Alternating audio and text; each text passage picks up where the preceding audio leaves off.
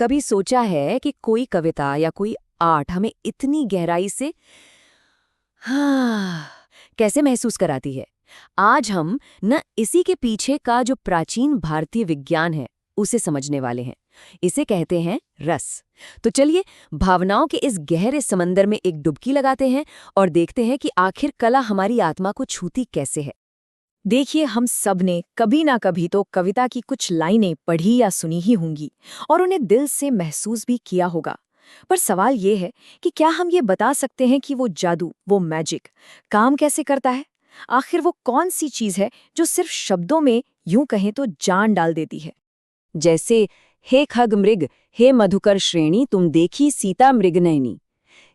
ये वो पल है जब भगवान राम सीता जी के खो जाने के बाद जंगल के हर जीव जंतु से, हर किसी से उनके बारे में पूछ रहे हैं। जरा सोचिए, घने जंगल में अकेले अपनी प्रियतमा को पुकारते हुए उस पल की जो गहराई है उसे महसूस करने की कोशिश कीजिए। तो सवाल फिर से वही आता है, आखिर इतने साधारण से दिखने वाले शब्दों में इतनी ताकत आती कहाँ से है कि वो हमारे अंदर भावनाओं की इतनी गहरी लहरें पैदा कर दें? इस सवाल का जवाब ना हजारों साल पुराने एक सिद्धांत में छिपा है, और वो जवाब है रस। तो ये रस असल में है क्या? देखिए, रस वो इमोशनल फ्लेवर या वो स्वाद है जो किसी भी आर्ट को देखने या सुनने वाले को महसूस होता है। ये असल जिंदगी के दुख की पीड़ा नहीं है, नहीं, बल्कि ये एक कलात्मक दूरी से उस भावना को समझना और महसूस करना है। ये हमें उस इमोशन से भारी हुए बिना उसके साथ सहानुभूति रखने देता है। और पता है, ये कोई एक अकेली भावना नहीं है। रस सिद्धांत में तो भावनाओं का एक पूरा का पूरा ब्रह्मांड है। चलिए कुछ एग्जाम्पल से इस दुनिया को और बेहतर समझते हैं। अब ये लाइनें सुनिए। बुंदेले हरबुलों के मुंह हमने सुनी कहानी थी, खूब लड़ी मर्दानी वो तो झांसी वाली रानी थी। इनको सुनते ही कैसा लगता है? एक जोश सा आता है, एक वीरता, एक गर्व की भावना है ना। ऐसा लगता है जैसे ये पंक्तियां हमें सीधे झांसी की रानी के युद्ध के मैदान में ले गई हों। बस इसी अनुभव को कहते हैं वीर रस। ये वीरता और पराक्रम का एसेंस है। और यहाँ एक बहुत इंटरेस्टिंग बात है कि कविता हमें सीधे उत्साह नहीं दे रही, बल्कि ये वीर रस का एक आर्टिस्टिक अनुभव पैदा कर रही है, जो बदले में हमारे अंदर पहले से मौजूद उत्साह की भावना को जगा देता है। अच्छा, अब माहौल को ना बिल्कुल बदल देते हैं। जरा इस पंक्ति को महसूस कीजिए। जसोदा हरि पालने झुलावे, माँ यशोदा बालक कृष्ण को पालने में झुला रही हैं। कितनी कोमलता है, कितना स्नेह है इन शब्दों में।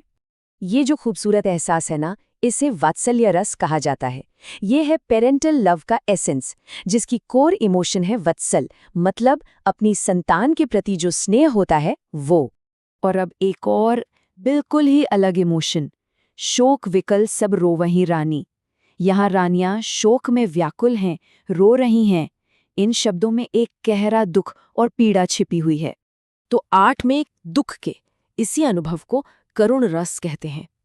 ये करुणा और शोक का सार है, और इसकी जो मूल भावना है वो है शोक, यानी गहरा दुख।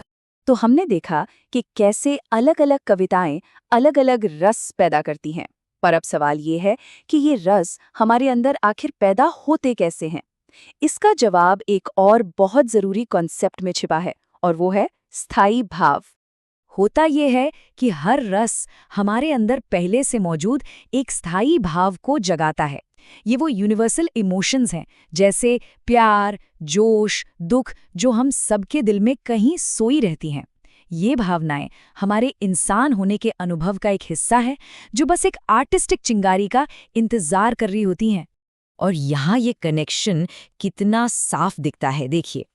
एक तरफ है रस, जो आर्ट का फ्लेवर है, और दूसरी तरफ है स्थायी भाव, जो हमारा कोर ह्यूमन इमोशन है। जैसे वीर रस जगाता है उत्साह को, वात्सल्य रस जगाता है वत्सल यानी स्नेह को, और करुण रस शोक को जगाता है। तो सवाल ये उठता है कि क्या ये सदियों पुराना सिद्धांत आज भी मायने रखता है? अरे बिल्कुल रखता है, और ये सिर्फ पुरानी कविताओं तक ही सीमित नहीं है। आज हम रस का अनुभव हर जगह करते हैं। सोचिए, किसी फिल्म के पावरफुल सीन में, किसी गाने की मेलोडी में, कैरेक्टर्स के बीच के डायलॉग्स में, यहाँ तक कि किसी वीडियो गेम के टेंशन भरे मोमेंट्स में भी। ये सिद्धांत हमें हर तरह की आर्ट को समझने की एक नई नज़र देता है। तो अगली बार जब कोई फिल्म, कोई गाना या कोई पेंटिंग दिल को छू जाए, तो बस एक सवाल खुद से पूछिएगा, एक पल रुककर सोचिएगा कि आप असल में कौन सा रस महसूस कर रहे हैं।